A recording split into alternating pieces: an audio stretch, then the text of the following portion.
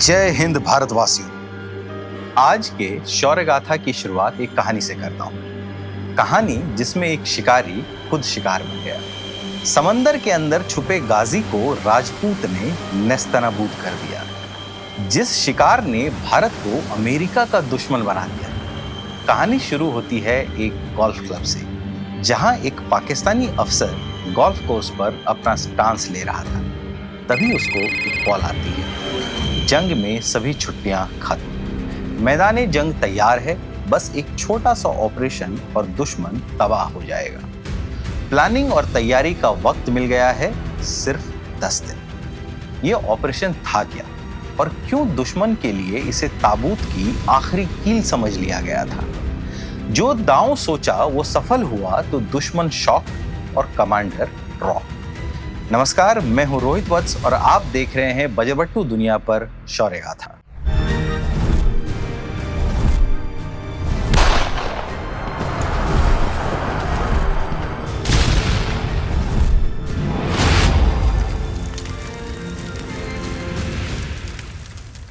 East Pakistan में लगी आग और भड़क चुकी थी। पाकिस्तानी फौज के खिलाफ मुक्ति योद्धा और मुक्ति वाहिनी ने एक्शन तेज कर दिया था।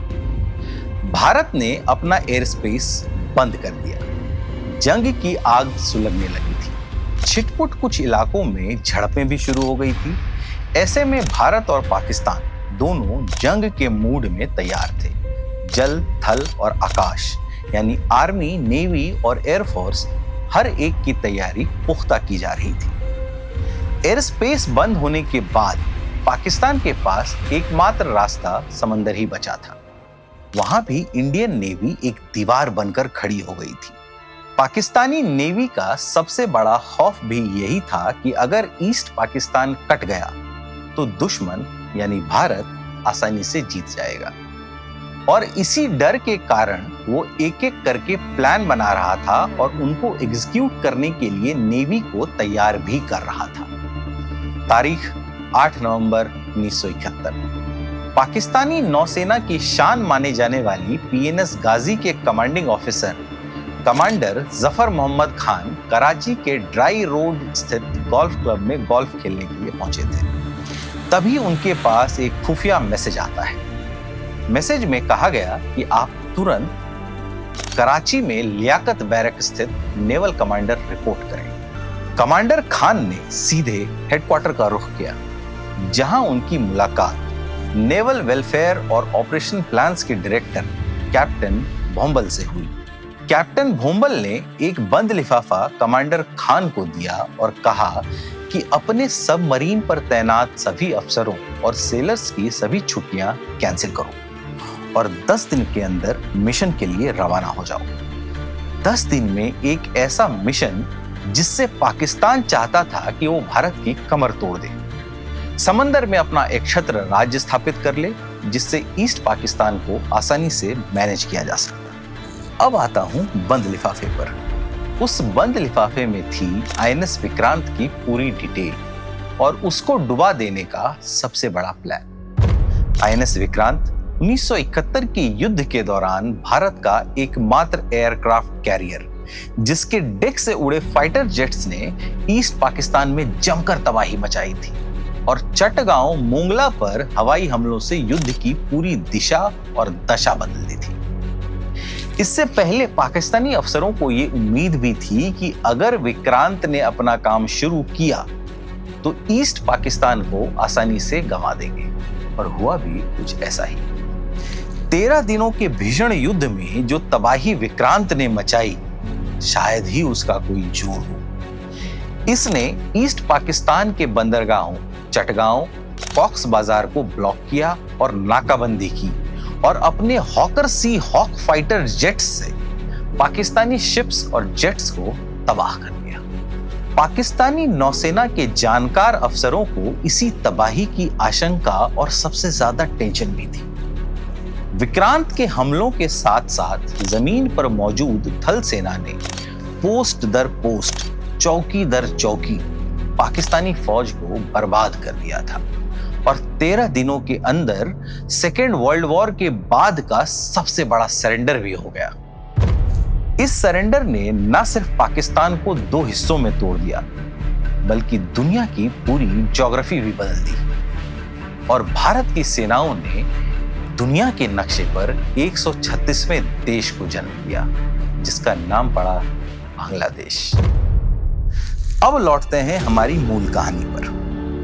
1971 युद्ध के 20 साल बाद 1991 में पब्लिश हुई पाकिस्तानी नेवी की कंपाइल्ड किताब the story of the Pakistani navy में लिखा गया कि पाकिस्तानी नौसेना ने 14 से 24 नवंबर के बीच अपनी सभी पनडुब्बियों को अपने पहले से तय इलाकों की तरफ बढ़ जाने का आदेश दे दिया था।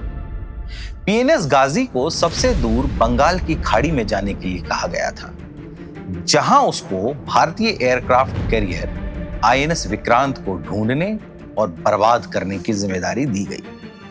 आईएनएस विक्रांत को भारतीय नेवी के लिए 1957 में ब्रिटेन से खरीदा गया था। इसका पुराना नाम एचएमएस हरक्यूलिस था, जिसे 1943 में बनाया गया था। नवंबर 1961 में इस शिप को ऑफिशियली भारतीय नौसेना के वेस्टर्न कमांड में मुंबई में कमीशन किया गया। इससे पहले इस शिप को भारतीय नौसेना के हिसाब से तैयार करने के लिए 4 साल तक आयरलैंड, बेलफास्ट में हारलैंड और वुल्फ वार्ड में रखा गया था। 1971 में भी यह पोत वेस्टर्न कमांड में तैनात था और मुंबई में ही डॉक्ड था, लेकिन कुछ दिनों के बाद यह पोत मुंबई से गायब हो गया। मेजर जनरल इयान कार्डोजो ने अपनी book 1971 stories of grit and glory from the Indo Pak war में लिखा है कि पाकिस्तानी जासूस जिन्हें विक्रांत पर नजर रखने को कहा गया था, उन्होंने नवंबर के शुरुआती दिनों में अपने हैंडलर्स को बताया कि विक्रांत बंबई में ही खड़ा है, लेकिन 13 नवंबर को वो गायब हो गया। इससे पाकिस्तान की टेंशन और बढ़ गई। अगर विक्रांत ने अपना ऑपरेशन शुरू कर दिया तो ईस्ट पाकिस्तान को टूटने से कोई भी नहीं बचा सकता था। ऐसे में पाकिस्तानी नेवी ने पीएनएस गाजी को मिशन के लिए रवाना कर दिया था। उनको खबर मिली थी कि विक्रांत मद्रास पहुंच चुका है, जिसे अब चेन्नई कहते हैं। पाकिस्तानी कुछ प्लान बनाते तब तक भारतीय सेना ने उनका कोड वर्ड क्रैक कर लिया। दरअसल भारतीय सेना के अपने 3D यानी मेजर धर्मदेव दत्त की ड्यूटी थी कि कराची और ढाका के बीच होने वाले मैसेजेस को डिकोड किया जाए। 8 नवंबर को मेजर दत्त अपने काम पर लगे थे, तभी उन्हें मैसेंजर्स के नंबर्स में बढ़ोतरी दिखी। मेजर दत्त को यह आभास हो गया था कि कुछ तो बहुत बड़ी प्लानिंग हो रही है, लेकिन क्या? 2 दिनों के अंदर 10 नवंबर को उन्होंने पाकिस्तानी नौसेना का कोड तोड़ दिया और सारी कंफ्यूजन दूर हो गई। मेजर दत्त ने भारतीय सेना के ईस्टर्न कमांड में फोन घुमाया और eastern army commander lieutenant general Jagjit Singh Arora के staff officer major general JFR Jacob से बात हुई। उन्होंने वो कोड वर्ड बोला जिसका इस्तेमाल ढाका और कराची कर रहे थे। इसका मतलब साफ था कि पाकिस्तानी नेवल कोड को तोड़ लिया गया है। वहीं से पहली बार पता चला कि पाकिस्तानी नौसेना का मेन टारगेट आईएनएस विक्रांत था और उनका दूसरा टारगेट अपनी डाफने क्लास पनडुब्बियों का इस्तेमाल करते हुए भारत के वेस्टर्न फ्लीट के पोतों को डुबो देना था। इसके बाद शुरू हुआ असली खेल। 14 नवंबर को गाजी अपने मिशन के लिए रवाना हुई। गाजी सबसे पहले श्रीलंका गई, जहां त्रिंकोमाली में उसने फ्यूल भरवाया। वहां से वह मद्रास के लिए रवाना होने वाली थी। तभी कराची से उनको मैसेज आया कि विक्रांत अब वहां नहीं है। विक्रांत फिर से पाकिस्तानी खुफिया एजेंसियों के रडार से गायब हो गया।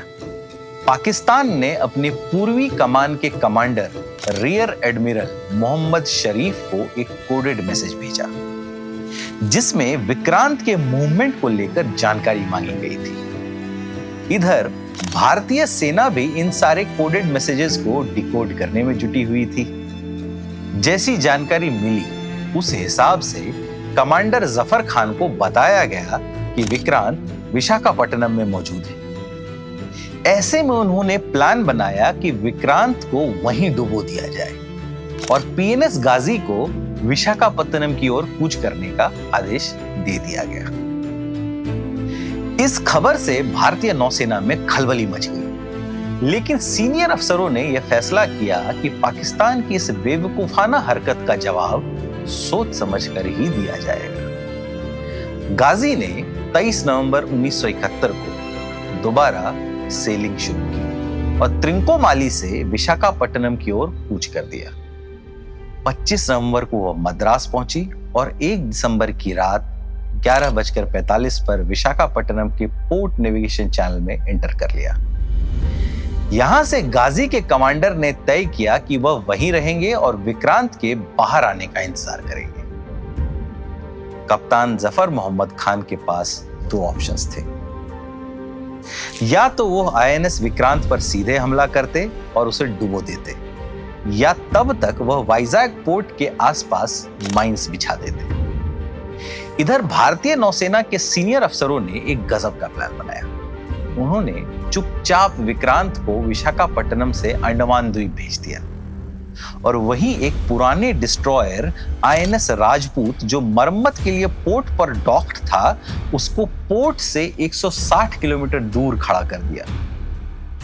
राजपूत को यह कहा गया कि वह विक्रांत के कॉल साइन का इस्तेमाल करे और पाकिस्तान नेवी को कंफ्यूज करना शुरू कर दे। आईएनएस राजपूत के कमांडर कैप्टन इंद्रजीत सिंह ने विक्रांत के कॉल साइन का इस्तेमाल करते हुए पीएनएस गाजी और पाकिस्तानी चैनल्स जो भारतीय नौसेना के मैसेजेस को सुन भी रहे थे, उनको कंफ्यूज करना शुरू कर दिया। उन्होंने ढेर सारा राशन मांगा, जितना कि एक एयरक्राफ्ट करियर को जरूरत होती है। इसके जवाब में इंडियन नेवी ने भी विशाखापट्टनम की मार्केट से खूब सारा राशन खरीदा, ताकि वहां मौजूद पाकिस्तानी जासूसों को यह लगे कि विक्रांत अभी विशाखापट्टनम में ही मौजूद है। ऐसे में पाकिस्तानी नेवी के सीनियर अफसर को भी यह उम्मीद थी कि जल्द ही पीएनएस गाजी उन्हें खुशखबरी देगा कि उसने विक्रांत को डुबो दिया है। तभी कुछ ऐसा हुआ जिसका पाकिस्तान ने सोचा भी नहीं था। दरअसल जब पीएनएस गाजी माइंस बिछा रहा था, तभी आईएनएस राजपूत ने डेप्थ चार्ज कर उस पर हमला कर दिया और उसे मार गिराया, डुबो दिया, नेस्तनाबूद कर दिया। 3 दिसंबर की शाम 5:45 पर भारत ने पाकिस्तान पर हमला बोल दिया था और इसकी जानकारी कमांडर जफर को थी भी नहीं। आधी रात को जब प्रधानमंत्री इंदिरा गांधी देश को संबोधित कर रही थी, तभी गाजी वाइजैक के कोस्ट पर एक्टिव था।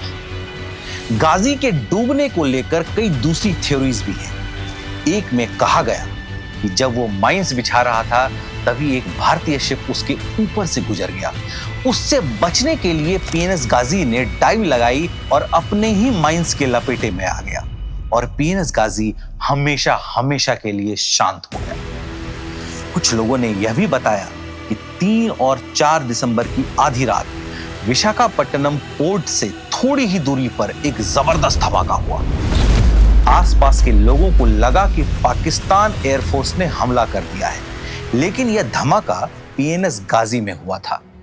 पनडुब्बी में तैनात 11 ऑफिसर और 82 सेलर्स मारे गए। इसके करीब 4-5 दिन के बाद 9 दिसंबर को इंडियन नेवी ने इसकी सार्वजनिक तौर पर घोषणा की कि पीएनएस गाजी को डुबा दिया गया है।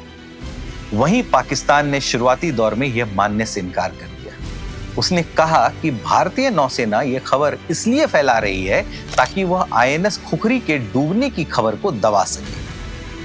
आईएनएस खुखरी की कहानी यानी कैप्टन महेंद्र नाथ मुल्ला की कहानी हम आपको शौर्यगाथा के पिछले एपिसोड में सुना चुके हैं। आप हमारा चैनल अभी सब्सक्राइब कर लें, जिससे वह कहानी अगर आपसे मिस हो गई हो तो आप वो अभी देख सकें। कुछ दिनों के बाद ही भारतीय मछुआरों ने पीएनएस गाजी के कुछ टुकड़े ढूंढ निकाले।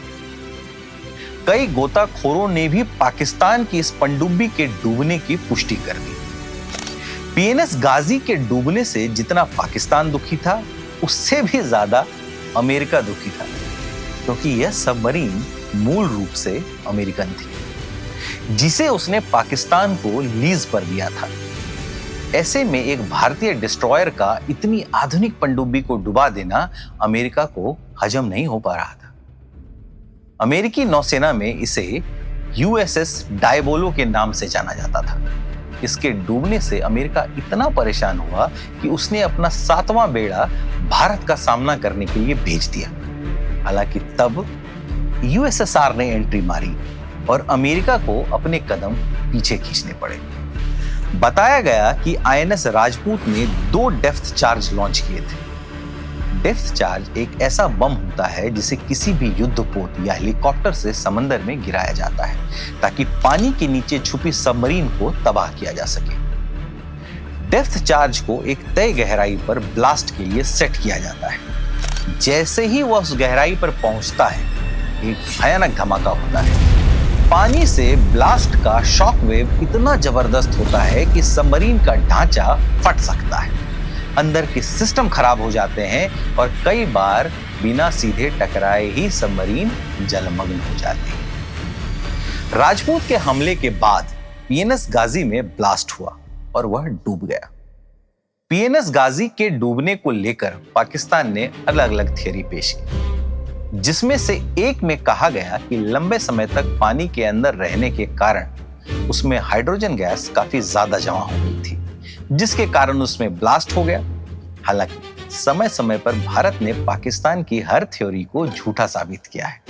अपने इस हीरोइक एक्शन के लिए आईएनएस राजपूत के कमांडर इंद्रजीत सिंह को वीर चक्र से सम्मानित किया गया था। पीएनएस गाजी के डूबने के साथ ही भारत को इस जंग में एक बड़ी जीत का रास्ता मिल गया। मात्र 13 दिनों के अंदर ईस्ट पाकिस्तान ढह गया। 16 दिसंबर को लेफ्टिनेंट जनरल ए.के. नियाजी ने अपने 93,000 सैनिकों के साथ ढाका में सरेंडर कर दिया। 3 और 4 दिसंबर की रात को पीएनएस गाजी को डुबा दिया गया। उसके बाद से ही 4 दिसंबर को भारतीय नौसेना नेवी डे के रूप में मनाती है। गाजी अटैक में भारतीय नौसेना को एक नई दिशा मिली, जिसके बाद भारतीय नौसेना ने सबमरीन पर फोकस किया और आज इंडियन नेवी दुनिया की 6ठी सबसे मजबूत नौसेना है। हाल ही में भारतीय नौसेना के चीफ एडमिरल दिनेश त्रिपाठी ने यह कहा कि भारत हर 40 घंटे में एक नया युद्धपोत या पनडुब्बी कमीशन कर रहा है।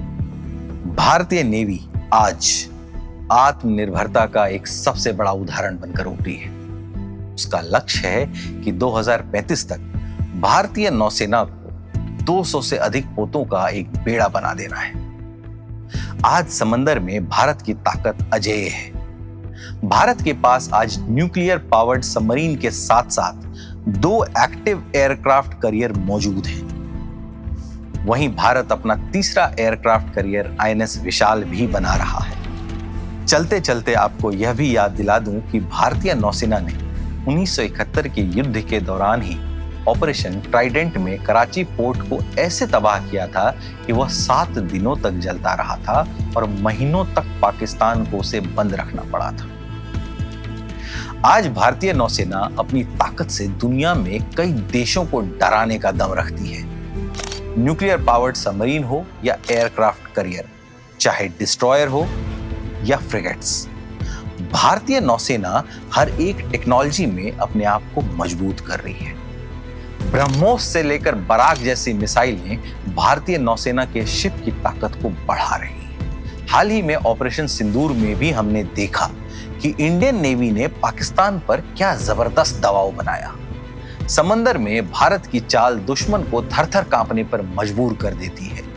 जब अरिहंत और अरिघात समंदर के अंदर चलते हैं तो दुश्मन इसी टेंशन में होता है कि वह कब किस तरफ से हम पर मिसाइल से हमला कर देंगे। भारतीय नौसेना के शिप के पास न्यूक्लियर वॉरहेड वाली मिसाइलें भी मौजूद हैं जो हर दुश्मन को किसी भी मोर्चे पर चुनौती देने के लिए सक्षम है।